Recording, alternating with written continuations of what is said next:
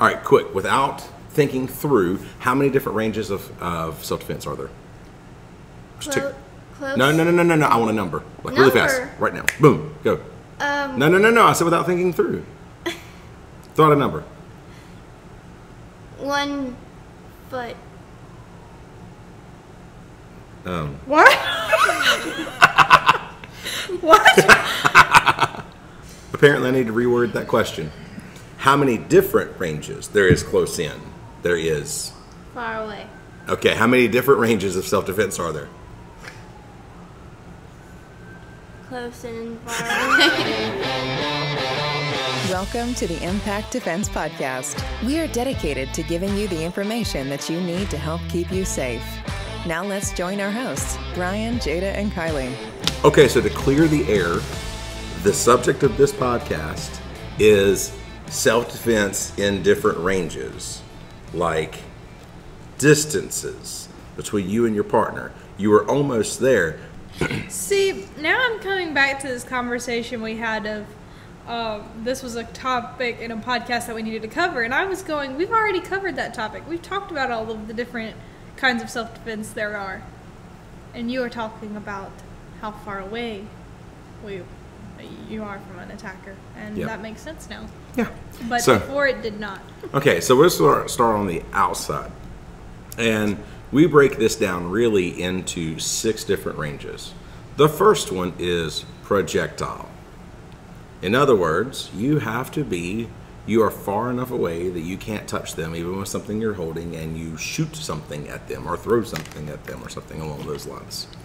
Then you have the weapon range, something like a stick, a knife, something that I can keep them further away with, baseball bat, whatever. Sword. What? Sword. Sword, yes, because many people carry around swords right now. I know, I carry around a sword everywhere I go, obviously. Sure. Okay, we're going to start calling her Samurai Jada. And then... you really think that would bother me? No, I didn't think it would bother you. I don't carry around a sword. Just a really bad attitude. Then you have kicking range. And that is when you can reach out there and kick them with... Reach out there. And nobody on the audio podcast could see that. Kylie just threw a kick up at my face. So then you have kicking range. Then you have punching range. Then you have trapping, or I like clinching range, when you're actually like grabbing the other person and everything, and kind of a stand-up grappling. And then you have actually grappling on the ground. So there are your 6 ranges.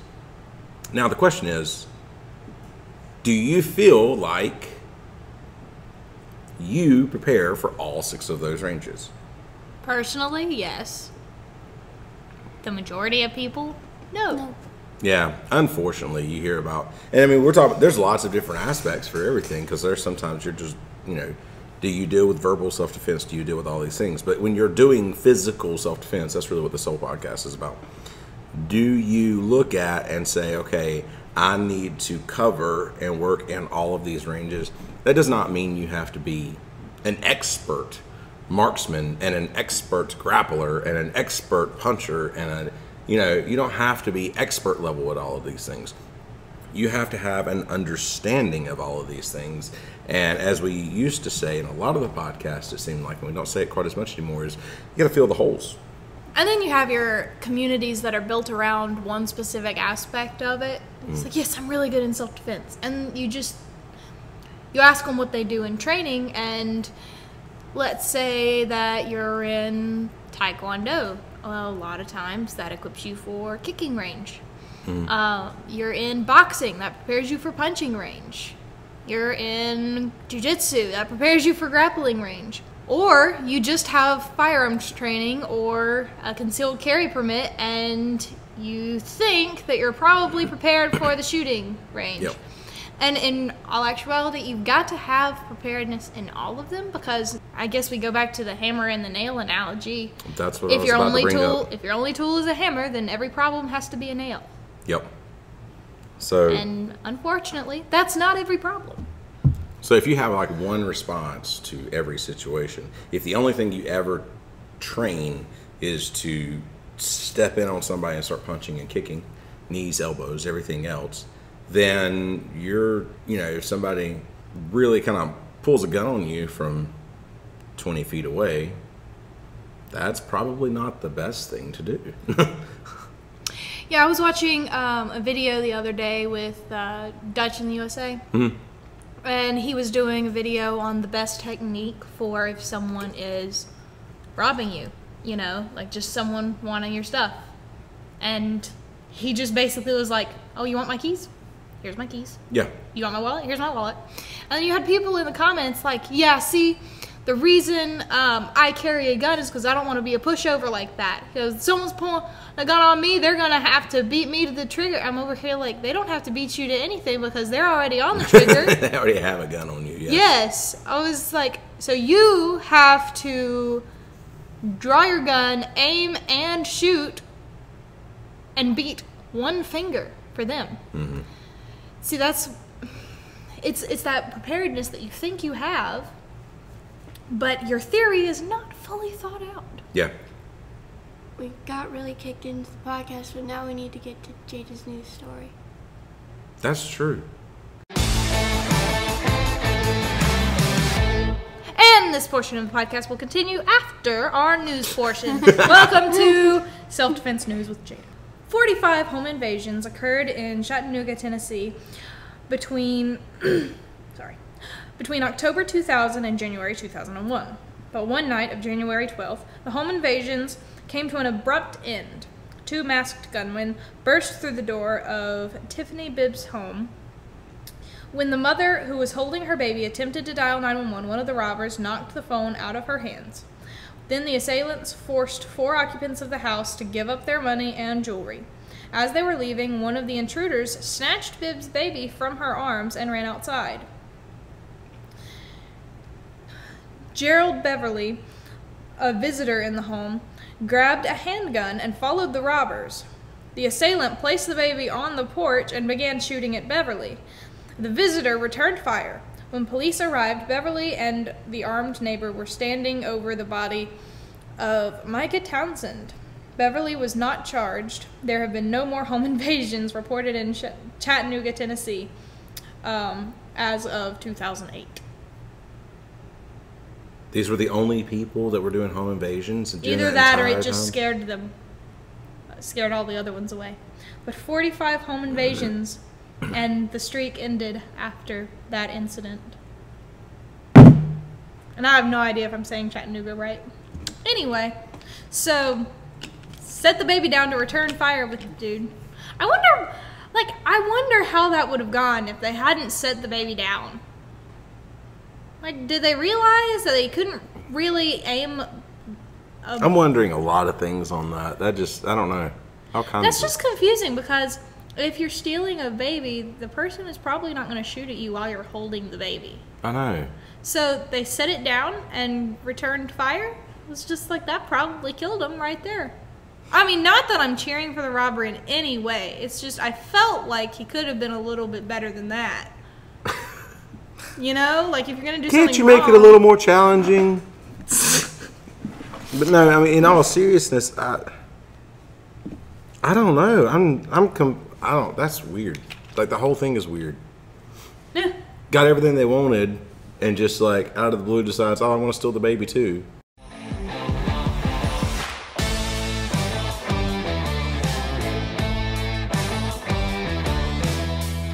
I don't know.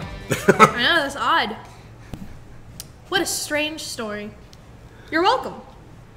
Thanks. And this has been Self-Defense News with Jada. This episode's podcast is brought to you by ImpactDefense.online. What's ImpactDefense.online? There you can find a lot of things, but specifically our store.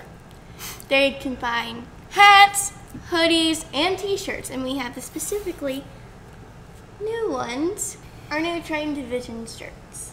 What if somebody does not like fighting in, or even just like a certain range of self-defense? It's like, I know some people that just do not like grappling at all. Well, I guess you've got to find what's more important to you? Being able to defend yourself from that position or your brief moment of comfort? Yeah, no, I completely agree. I feel like that sounds like a jerk comment, but... Maybe so, but I mean, it's warranted. I mean, it's true. It's like, really, if you're coming here for self-defense and you decide that you're not going to participate in grappling because you just don't like it, you're not exactly very committed to learning self-defense. Yeah. Like, I'm sorry that this makes you uncomfortable, but get over it. Yeah. Because you came here wanting to learn how to defend yourself. This is us teaching you how to defend yourself. Get over it. You know what else isn't comfortable? Someone Dying. pushing you onto the ground and sitting on sorry. top of you and not knowing how to get out. But training is a whole lot better than not knowing how in the real moment. Yeah. Sorry to burst your little comfort bubble. No, I'm but- sorry. I'm not in a great mood. This is what we get when we put Jada on the podcast when she's not in a great mood.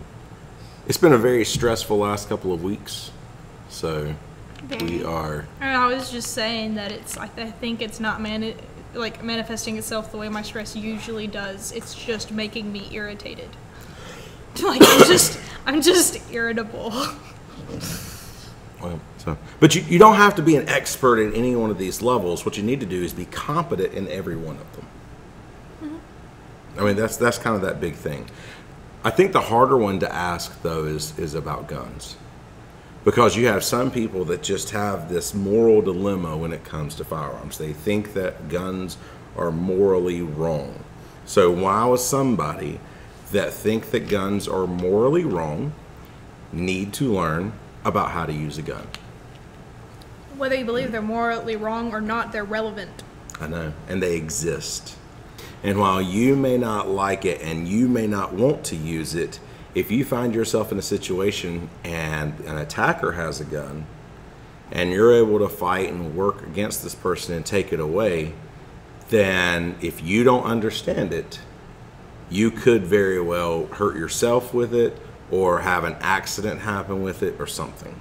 So if you are serious about your self-defense, you need to learn about all of it, including even the stuff that you don't like or you may even have a moral dilemma about.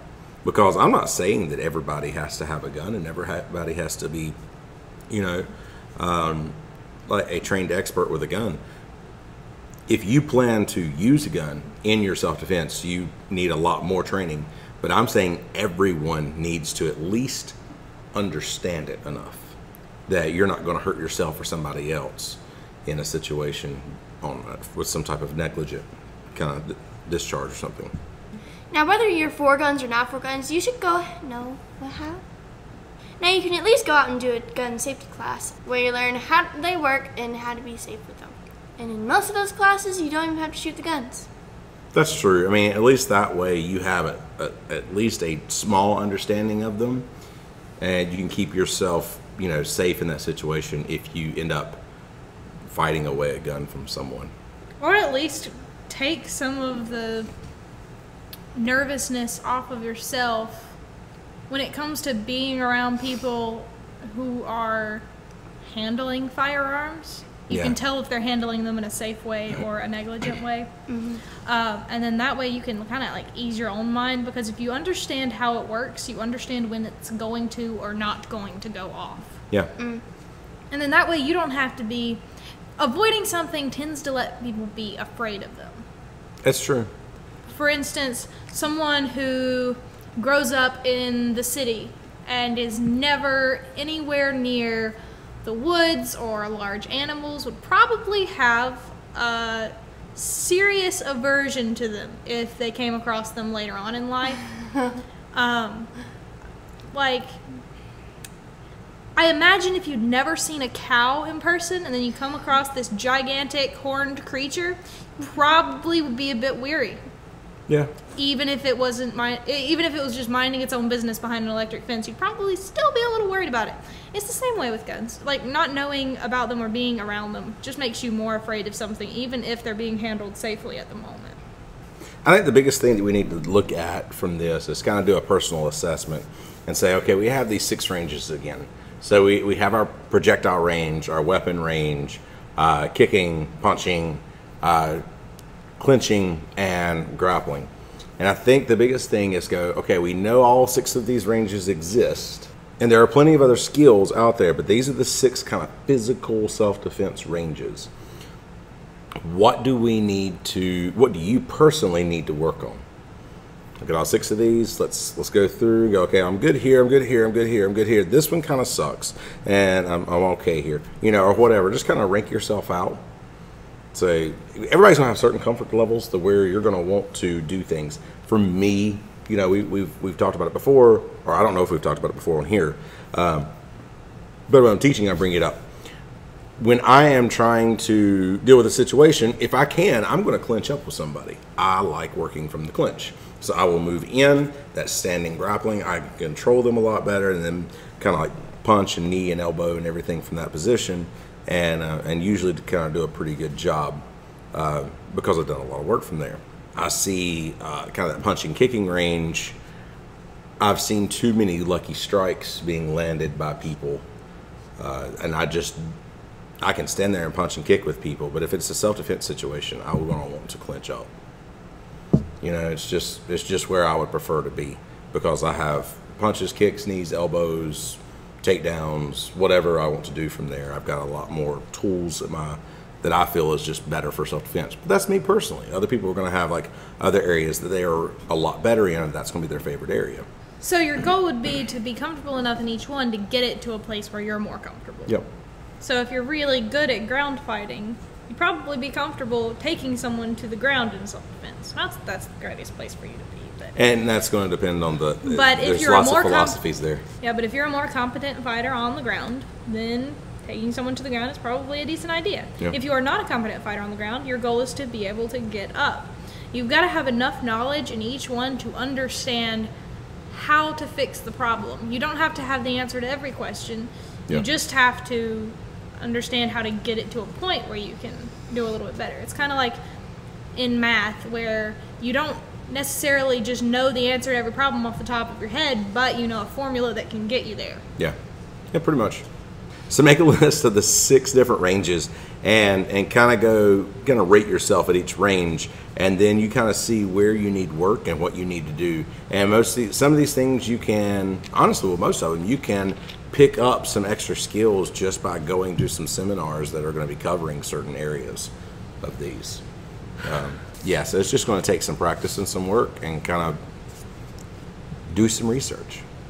If you are enjoying this podcast, please share it with your friends. And please go over to Apple Podcasts and leave us a review. Thank you guys so much for listening. Stay safe, stay alert, and we'll see you in the next podcast. See you guys. Bye. Thank you for listening to the Impact Defense Podcast. If you would like to learn more about how to keep yourself safe, check out the articles, videos, courses, and seminars at www.impactdefense.online. We also do training for security teams, churches, businesses, groups, and more. Stay sharp, stay focused, and train hard.